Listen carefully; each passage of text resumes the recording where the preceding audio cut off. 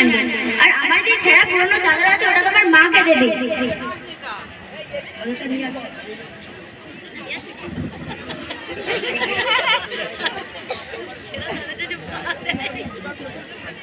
এই নাও টুম্পা, তোমার জন্য নতুন চাদর এনেছি। ও, তুমি আমার জন্য নতুন চাদর এনেছো? বেটা ইমরান, ঘর থেকে ছেঁড়া চাদরটা নিয়ে আয় তো। ছেঁড়া চাদর নিয়ে কি হবে মা? বেশি কথা না বলে তোকে যা বলছে তাই কর, বুঝেছিস? এই নাও মা, এই নে বুড়ি তোর চাদর। দাদিমা, চাদরটা দাও না। এই চাদরটা কিনা অনেকদিন ধরে পড়েছিল, দাদা কিনা ধুলো মনে নিয়ে গেছে। তুমি কিনা সেই চাদরটা দাদিমাকে দেবে বলে আমাকে দিয়ে আনতে পাঠিয়েছিলে। দাদিমা, চাদরটা একটু আমার কাছে দাও তো। তুমি নিয়ে কি করবে দাদু ভাই? আমার একটা কাজ আছে, দাও না। এই নাও দাদু ভাই।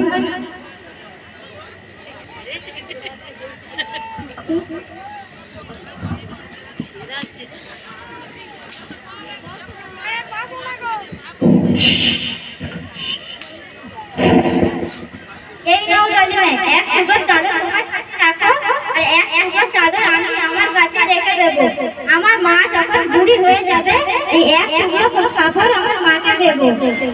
দাদা, আমি তোর মা, আমি তোকে ছোটবেলা থেকে মানুষ করেছি, আর তুই আমার ছেলে হয়ে এইরকম কথা বলতে পারলি? কেন বলবো না মা? তুমি যেমন আবু দেওয়া জিনিস দাদিমাকে রেখে দাও না, ঠিকই আমিও যখন বড় হয়ে যাব তুমি আমার কাছে কিছু চাইলে আর বৌমাও আমার কাছে কিছু চাইবে না।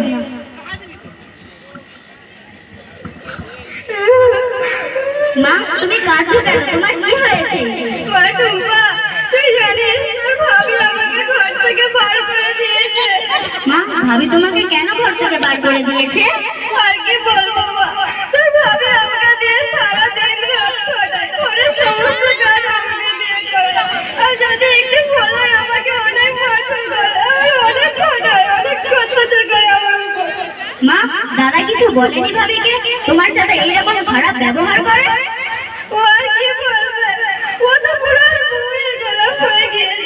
ওই বউ যা বলে তাই করে। আর জানিস না একদিন কি হয়েছে, আমি কাজ করতে করতে সাইডে একটু ছিঁড়ে গিয়েছিল, তো দাদাকে বললাম বাজার থেকে একটা নতুন শাড়ি কিনে এনে দিতে। তো দাদা শাড়িটা কিনে এনে দিতেই তো ভাবি আমার হাত থেকে কেড়ে নিল শাড়িটা, আর বললাম ঘর থেকে বার হয়ে যেতে। কি ভাবে তোমার সাথে এইরকম খারাপ ব্যবহার করেছে?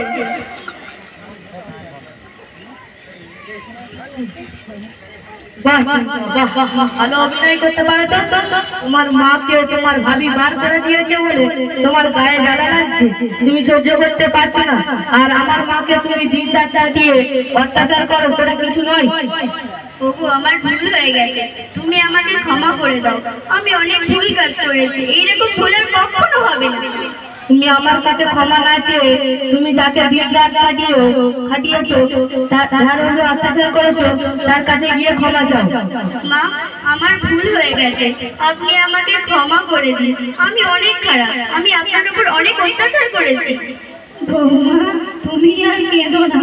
তুমি যে তোমার ভুলটা বুঝতে পেরেছো সেটাই আমার কাছে অনেক। আর তুমি আমার কাছে না চেয়ে মহান আল্লাহ তাআলার কাছে যাও, তিনি চাইলে তোমাকে মাফ করে দেবেন, কারণ তিনি অসীম দয়ালু ও করুণাময়।